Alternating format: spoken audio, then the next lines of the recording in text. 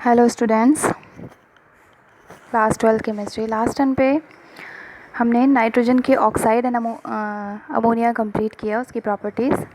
आज नेक्स्ट हम nitric acid के बारे में पढ़ेंगे। Nitric acid is one of the most important acid of the nitrogen. वैसे बहुत सारे ऑक्सो एसिड्स हैं, नाइट्रस एसिड भी है HNO2, बट इम्पॉर्टेंट ये है nitric acid. The formula of the nitric acid is the HNO3. It is the most important oxo acid of the nitrogen. It is very strong oxidizing agent. ये oxidising agent की तरह strong oxidising, आसानी से oxidise कर देता है किसी भी कंपाउंड को। ऑक्सीडेशन स्टेट HNO3 में नाइट्रोजन एटम की जो ऑक्सीडेशन स्टेट है निकालेंगे हम, तो उसकी +5 ऑक्सीडेशन स्टेट होती है। The preparation, let's see preparation of nitric acid कैसे फॉर्म किया जाता है इसको लैब में, laboratory method. It can be prepared by heating sodium and potassium nitrate. Sodium and potassium nitrate को कंसनट्रेट H2SO4 के साथ जब हीट करते हैं, H2SO4 and NaNO3 at about वो 423 to 475 केल्विन टेम्परेचर पर, तब हमारा नाइट्रिक एसिड फॉर्म होता है with NaHSO4। This is the precipitate form NaHSO4, sodium bisulphate. ये इसका लेबोरेटरी मेथड है जो हम लैब में इसको प्रिपेयर करते हैं सोडियम नाइट्रेट या पोटेशियम नाइट्रेट से सल्फ्यूरिक एसिड की रिएक्शन के साथ। नेक्स्ट है इंडस्ट्रियल मेथड। इंडस्ट्रियल मेथड यानी कि जब लार्ज स्केल में हमें नाइट्रिक एसिड को प्रिपेयर करना होता है, फॉर्म करना होता है, तो हम इस मेथड का यूज़ करते हैं। इस मेथड को, इस प्रोसेस को बोलते हैं Ostwald process, OSTWALD, Ostwald process. It is most important topic of the nitric acid. It is prepared by the catalytic oxidation. इसको हम प्रिपेयर करते हैं कैटालिटिक ऑक्सीडेशन, यानी कि ऑक्सीडेशन प्रोसेस है किसकी, अमोनिया की। अमोनिया को हम ऑक्सीडाइज करेंगे इन द प्रेजेंस ऑफ कैटालिस्ट। यहाँ पे प्लैटिनम कैटालिस्ट हम यहाँ पे यूज़ कर रहे हैं for the formation of the nitric acid. ये पूरी जो प्रोसेस है या नाइट्रिक एसिड का जो फॉर्मेशन है 3 स्टेप में कंप्लीट होता है। फर्स्ट स्टेप में ammonia react with the atmospheric oxygen. Ammonia react करता है ऑक्सीजन के साथ in the presence of platinum catalyst to form the 4NO nitric oxide and water molecule. These nitric oxide, second step में यही nitric oxide, जो first step है ये exothermic reaction है, about -21600 kilo calorie energy release होती है। And second step में ये जो नाइट्रिक ऑक्साइड कैटालिस्ट चैम्बर में फॉर्म होता है, ये कैटालिस्ट चैम्बर को हम कूल करते हैं 50 डिग्री सेल्सियस पर। उसके बाद इसको ऑक्सीडेशन चैम्बर में चला जाता है। तो ऑक्सीडेशन चैम्बर में फिर से नाइट्रिक ऑक्साइड ऑक्सीडाइज होता है, किसमें, NO2 में। नाइट्रोजन डाइऑक्साइड फॉर्म करता है नाइट्रोजन डाइऑक्साइड, किसमें, ऑक्सीडेशन चैम्बर में। 3 चैम्बर में रिएक्शन होती है। देन दिस थर्ड स्टेप में ये nitrogen dioxide in the presence of water, water की प्रेजेंस में, वाटर के साथ रिएक्ट करके क्या फॉर्म कर देता है, नाइट्रिक एसिड। ये पूरी रिएक्शन जो ये वाटर एब्जॉर्प्शन वाली प्रोसेस है, ये एब्जॉर्प्शन टावर में कंप्लीट होती है। इस पूरी 3 स्टेप के बाद जो हमें नाइट्रिक एसिड मिलता है वो 61% प्योर मिलता है। मतलब इसमें प्योरिटी कितनी होती है HNO3 की, 61%। उसके बाद डिस्टिलेशन एंड फर्दर और बहुत सारे मेथड लगाए जाते हैं ताकि 100% हमें HNO3 मिल जाए, नक्षत्रों की स्ट्रेल। ये पूरी आपको दिख रहा होगा ये डायग्राम पूरा, ये ओस्टवाल्ड प्रोसेस का ही है, कैसे कैसे चैम्बर। सबसे पहले आपको लेफ्ट हैंड साइड में दिख रहा होगा कैटालिस्ट चैम्बर। फर्स्ट जो है जहाँ पे प्लैटिनम गॉज लगा हुआ है, ये पहला जो चैम्बर है कैटालिस्ट चैम्बर बोलते हैं। इसके नीचे जो ओपनिंग है वहाँ से हम अमोनिया एंड एयर, जो एटमॉस्फेरिक ऑक्सीजन है, एयर लिखा है, इसका मतलब है ऑक्सीजन। अमोनिया का 1 पार्ट एंड ऑक्सीजन का 10 पार्ट, 1:10 के रेशियो में पास करते हैं अमोनिया के साथ ऑक्सीजन। ये प्लैटिनम गॉज यहाँ पे लगा हुआ है। This is act as a catalyst in this reaction. In this catalyst chamber, ammonia react with the oxygen, oxidize into nitric oxide. Nitric oxide में कन्वर्ट हो जाएगा। फिर ये फर्दर नाइट्रिक ऑक्साइड एक कूलिंग चैम्बर में जाती है जहाँ पर टेम्परेचर 50 डिग्री सेल्सियस, जबकि कैटालिस्ट चैम्बर में जो टेम्परेचर होता है in comparison to cooling chamber थोड़ा ज़्यादा होता है, तो उसको हम कूल करते हैं 50 डिग्री सेल्सियस पर। Nitric oxide passes into the oxidize chamber. फिर ये सेकंड जो बीच में सेंटर में आपको दिख रहा है ऑक्सीडाइजिंग चैम्बर, ऑक्सीडाइज चैम्बर में जाकर ये नाइट्रिक ऑक्साइड जो है, नाइट्रिक ऑक्साइड यहाँ पर हम एयर जो है, ऑक्सीजन जो है वो एक्सिस में यूज़ कर रहे हैं, इसलिए ये जो ऑक्सीजन इसके साथ रिएक्ट करके नाइट्रिक ऑक्साइड फॉर्म करेगा नाइट्रोजन डाइऑक्साइड। ऑक्सीडेशन चैम्बर में नाइट्रोजन डाइऑक्साइड फॉर्म होता है, फिर ये एंटर करता है एब्जॉर्प्शन टावर में। एब्जॉर्प्शन टावर में ऊपर से वाटर की शावर करा जाता है, ऊपर से गिराया जाता है वाटर को। फिर ये NO2 गैस वाटर के साथ रिएक्ट करके क्या फॉर्म करता है, नाइट्रिक एसिड। 61% प्योर होता है नाइट्रिक एसिड, इसलिए हम इसे बोल रहे हैं डाइल्यूट HNO3। और जो वेस्ट गैसेज हैं जैसे कि नाइट्रोजन डाइऑक्साइड एंड एयर है, वो ऊपर बाहर आउटलेट से निकल जाती हैं।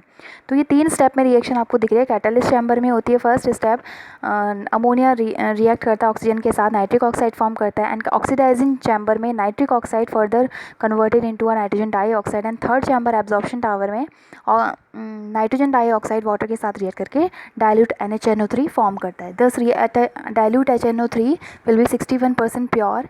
इस 61% प्योर जो आपको नीचे दिख रहा होगा, 61% HNO3 को हम जब डिस्टिलेशन करते हैं, डिस्टिलेशन के बाद हमें मिलता है एजियोट्रॉपिक मिक्सचर। एजियोट्रॉपिक मिक्सचर का मतलब है वो HNO3 जिसमें HNO3 की जो प्योरिटी है वो 68% है एंड 32% वाटर होता है। इस मिक्सचर को बोलते हैं एजियोट्रॉपिक मिक्सचर। एजियोट्रॉपिक मिक्सचर से हमें जो HNO3 मिलेगा वो 68% प्योर होता है। एंड फर्दर इसको 68% HNO3 को कंसनट्रेट H2SO4 के साथ जब डिस्टिल करते हैं, डिस्टिलेशन करते हैं, तो हमें 98% HNO3 मिलता है, 98% प्योरिटी का HNO3। Then further freezing mixture को कूल करते हैं, फ्रीजिंग मिक्सचर में इसको कूल किया जाता है 98% HNO3 को, तो हमें HNO3 नाइट्रिक एसिड के क्रिस्टल मिल जाते हैं, जिसे हम 100% प्योर नाइट्रिक एसिड बोलते हैं। इस तरीके से इस पूरी प्रोसेस में नाइट्रिक एसिड का फॉर्मेशन होता है इन द लार्ज स्केल, बड़े स्केल पर इंडस्ट्रीज़ में। नेक्स्ट है structure of HNO3। Nitric acid का जो स्ट्रक्चर है वो एक प्लेनर है, sp2 हाइब्रिडाइज। इसमें नाइट्रोजन एटम है जो सेंट्रल एटम है वो sp2 हाइब्रिडाइज्ड होता है। sp2 हाइब्रिडाइज होने की वजह से इसका जो स्ट्रक्चर है वो कैसा होता है, शेप प्लानर स्ट्रक्चर। अगर आप H को हटाकर देखेंगे तो ये पूरा एक प्लानर की तरह दिखेगा, तो it has a planar structure. Then we talk about physical properties of the nitric acid. Physical property, अगर आप इसे लैब में आपने देखा हो कभी, तो प्योर जो नाइट्रिक एसिड होता है इज़ अ कलरलेस लिक्विड, कोई कलर नहीं होता, कलरलेस लिक्विड होता है। इट हैज़ बॉइलिंग पॉइंट इसका होता है 355.6 kelvin and freezing point about 231.4 kelvin.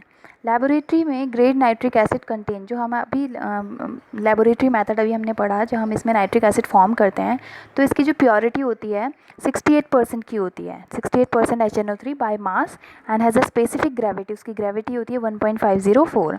Fourth is impure acid. अब हमें पता कैसे चले कि हमारा एसिड इम्प्योर है। इम्प्योर एसिड जो हमें दिखता है थोड़ा सा येलोइश कलर, अब ये इम्प्योरिटी होती क्या है, ये नाइट्रोजन डाइऑक्साइड की होती है। In due to the presence of nitrogen dioxide as impurity, nitric acid containing dissolve nitrogen dioxide is called the fuming nitric acid. इसको जब हम डिजॉल्व नाइट्रोजन डाइऑक्साइड अगर येलो कलर का आपको दिख रहा है तो उस नाइट्रिक एसिड को हम बोलते हैं fuming nitric acid. It has a corrosive action on skin, अगर किसी की स्किन पर गिर जाए तो कैसा जलता है ये बहुत, और प्रोड्यूस पेनफुल, बहुत पेनफुल ब्लिस्टर्स प्रोड्यूस करता है। Then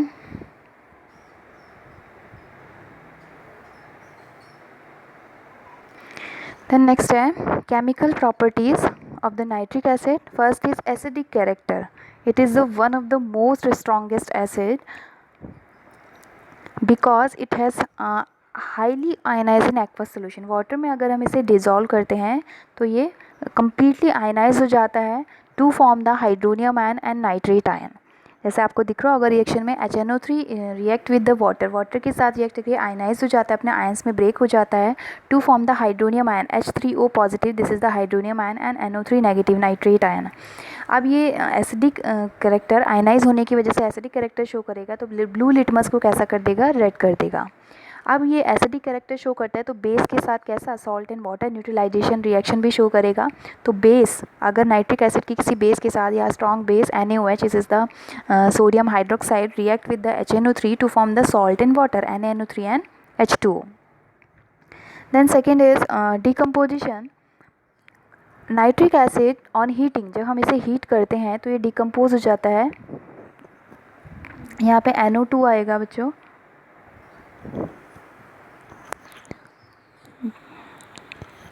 यहाँ पे आपको दिख रहा होगा, यहाँ पे 4NO2 आएगा, 4NO2 plus O2 plus 2H2O, जल्दबाजी में हो गया।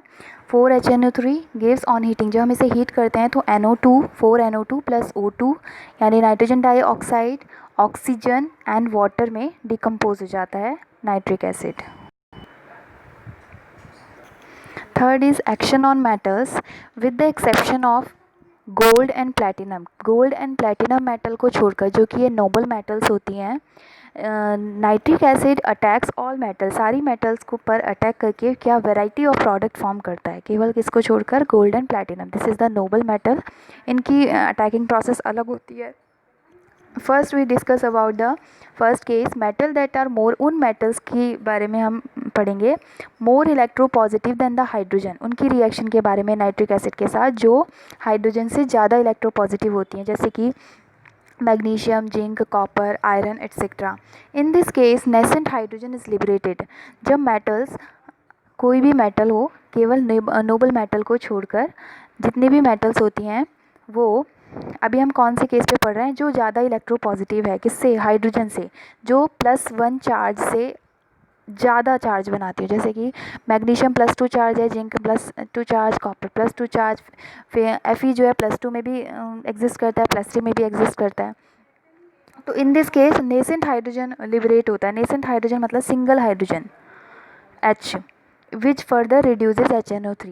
जब मेटल HNO3 के साथ रिएक्ट करता है तो एक नेसेंट हाइड्रोजन लिबरेट होगा। This liberated hydrogen, nascent hydrogen जो है ये HNO3 को रिड्यूस कर देगा to the reduction product and the water.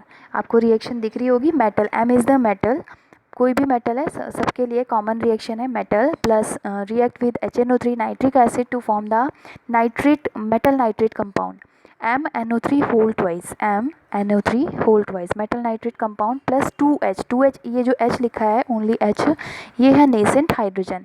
This nascent hydrogen further reduces the HNO3, इस HNO3 को HNO3 प्लस H रिड्यूस कर देता है रिडक्शन प्रोडक्ट में प्लस H2O वाटर में। अब रिडक्शन प्रोडक्ट क्या होगा वो डिपेंड करता है कि हमारा HNO3 कितना कंसनट्रेट है और कितना डाइल्यूट है। अगर हमारा strongly concentrate HNO3 nitric acid हम यूज़ करें तो रिडक्शन प्रोडक्ट होगा NO2 nitrogen dioxide, and if the use the dilute HNO3 use करेंगे तो रिडक्शन प्रोडक्ट होगा N2O nitrous oxide. Then we take the very dilute HNO3, अगर हम very बहुत ज़्यादा डाइल्यूट नाइट्रिक एसिड यूज़ करें तो reduction product ammonium nitrate NH4NO3 form होगा। फॉर एग्जांपल, आपको एग्जांपल दिख रहा होगा, using concentrate nitric acid, for example zinc के लिए हम ले रहे हैं जिंक मेटल, अगर हमने कंसनट्रेट नाइट्रिक एसिड लिया फॉर्म्स नाइट्रोजन डाइऑक्साइड, पहले मैंने आपको बताया कंसनट्रेट नाइट्रिक एसिड में क्या फॉर्म होगा reduction product, nitrogen dioxide NO2। Zinc react with HNO3, वही जो कॉमन रिएक्शन दिखाई थी वही लिखा है यहाँ पे भी, zinc react with HNO3 to form the nascent hydrogen और metal nitrate compound ZnNO3 whole twice plus 2H is the nascent hydrogen. These nascent hydrogen further reduces the HNO3 को reduce करेगा HNO3 plus H to form the NO2 plus H2O। अब reaction को balance करने के लिए हमें add करना है, तो ऐड करने के लिए नीचे वाली रिएक्शन जो HNO3 वाली रिएक्शन है प्लस H NO2 जिसमें फॉर्मर है उसको 2 से मल्टीप्लाई करेंगे ताकि वो बैलेंस हो जाए। अब ये 2H कैंसिल हो जाएंगे और बाकी को ऐड करके लिख देंगे Zn प्लस 4HNO3, यहाँ पे 2H को मल्टीप्लाई करेंगे 2 से तो 2 और 2 4HNO3 gives ZnNO3 whole twice plus 2NO2 plus 2H2O nitrogen dioxide form करता है। यूजिंग डाइल्यूट नाइट्रिक एसिड, अगर हम डाइल्यूट नाइट्रिक एसिड फॉर्म करते हैं तो नाइट्रस ऑक्साइड फॉर्म करता है। फर्स्ट रिएक्शन सेम एज वैसी रहेगी, Zn plus 2HNO3 to form the ZnNO3 whole twice and 2H nascent hydrogen. Second, इसमें हम डाइल्यूट HNO3 यूज़ करें तो नाइट्रस ऑक्साइड फॉर्म होगा, तो 2HNO3 these nascent hydrogen further reduces the HNO3, इस nitric acid को रिड्यूस कर देगा किसमें 5H2 और N2O नाइट्रस ऑक्साइड में। अब हमें 8H यहाँ पर नेसेंट हाइड्रोजन नीचे 8 हो रहे हैं, तो बैलेंस करने के लिए ऊपर वाले रिएक्शन को 4 से मल्टीप्लाई करेंगे फिर ऐड करेंगे, तो 4Zn प्लस 10 4 to 8 और 2 10 HNO3 dilute HNO3 gives the 4ZnNO3 whole twice and N2O nitrous oxide plus 5H2O। And using very dilute nitric acid, अगर हम बहुत ज़्यादा डाइल्यूट नाइट्रिक एसिड यूज़ कर रहे हैं तो अमोनियम नाइट्रेट फॉर्म होगा। पहली रिएक्शन सेम ही होगी, first reaction Zn plus 2HNO3 to form the ZnNO3 whole twice plus 2H nascent hydrogen. Then further HNO3, ये नेसेंट हाइड्रोजन HNO3 के साथ HNO3 को रिड्यूस कर देगा अमोनिया एंड वाटर में। Then ammonia react with nitric acid to form the ammonium nitrate NH4 whole NH4NO3। इसको multiply करेंगे cancel out करने के लिए, ऊपर फर्स्ट वाली रिएक्शन को 4 से, तो 4Zn plus 10HNO3, 8H cancel हो जाएंगे, वहाँ पर 2H थे, 4 से मल्टीप्लाई करके 8H आएगा फर्स्ट वाली में, कैंसिल हो जाएगा 10HNO3 very dilute and 4ZnNO3 whole twice plus NH4NO3 plus 3H2O। ये थी उन मेटल्स के साथ जो मोर इलेक्ट्रोपॉजिटिव होती हैं than the hydrogen in the case of concentrate nitric acid, in the case of dilute nitric acid and very dilute nitric acid. To form a different reduction product depends on the concentration of the nitric acid. Second case metals which are less electropositive than the hydrogen, वो metals जो electropositive कम होती हैं hydrogen के comparison में, copper, bismuth and mercury and Ag. In the case nascent hydrogen is not liberated, इसमें nascent hydrogen नहीं liberate होगा, ऑक्सीजन लिबरेट होगा। HNO3 to give the reduction product plus H2O and nascent oxygen, O यहाँ पे जो है single O, इसको nascent oxygen बोलते हैं हम। मेटल ये नेसेंट ऑक्सीजन जो है मेटल के साथ रिएक्ट करके फर्दर रिड्यूस कर देगा HNO3 to form the metal nitrate compound and water. इसमें भी सेम वही केस है, कंसनट्रेट HNO3 अगर होगा तो हमारा जो रिडक्शन प्रोडक्ट फॉर्म होगा वो NO2 होगा एंड डाइल्यूट HNO3 अगर ले रहे हैं हम तो रिडक्शन प्रोडक्ट होगा NO। Using concentrate nitric acid, अगर हम कंसनट्रेट नाइट्रिक एसिड ले रहे हैं तो रिएक्शन क्या होगी, HNO3 2HNO3 gives the 2NO2। Concentrate nitric acid के केस में नाइट्रोजन डाइऑक्साइड में ब्रेक होगा 2NO2 प्लस H2O। ये डिकम्पोजिशन वाली रिएक्शन है, आपको कन्फ्यूज़न ना हो इसलिए डिकम्पोजिशन वाली रिएक्शन है, बस यहाँ पे क्या है नेसेंट ऑक्सीजन फॉर्म हो रहा है। ये नेसेंट ऑक्सीजन रिएक्ट करेगा मेटल के साथ Cu plus O 2HNO3 to form the copper nitrate compound CuNO3 का होल ट्वाइस प्लस H2O। इसको हम ऐड करेंगे तो क्या फॉर्म होगा, Cu प्लस 2 और 2 4 HNO3 कंसनट्रेट HNO3 है, CuNO3 का whole twice, this is the copper nitrate complex plus 2NO2 NO2 plus 2H2 water molecule. Use if the use of the dilute HNO3 के case में यहाँ पे nitric oxide form होगा 2HNO3 gives the 2NO plus 2HO and nascent oxygen 3 oxygen. These nascent oxygen react with metal and HNO3, Cu plus O plus 2HNO3 gives the CuNO3 whole twice plus H2O। इसको balance करने के लिए हम 3 से multiply करेंगे नीचे वाली reaction को, फिर ऐड करेंगे 3Cu plus 3 to 6 2 to 8 HNO3 dilute plus 3 CuNO3 whole twice plus 2NO plus 4H2O। इस केस में नाइट्रिक ऑक्साइड फॉर्म होगा, किस केस में, डाइल्यूट नाइट्रिक एसिड के केस में।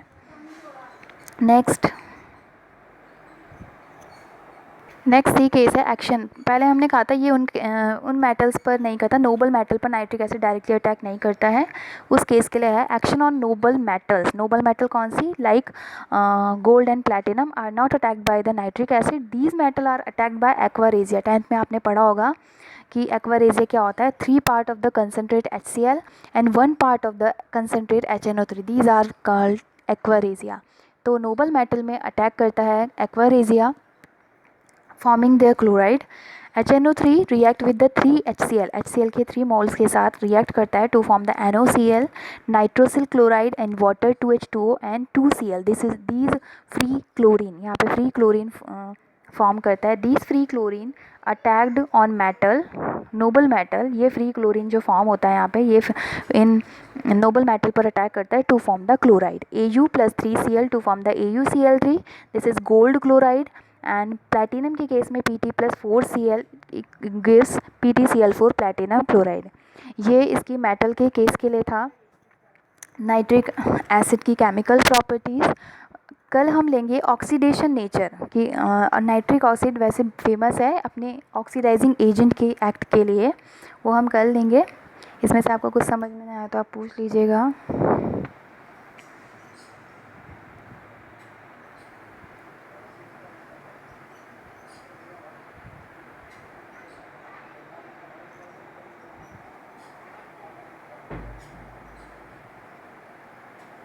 Thank you.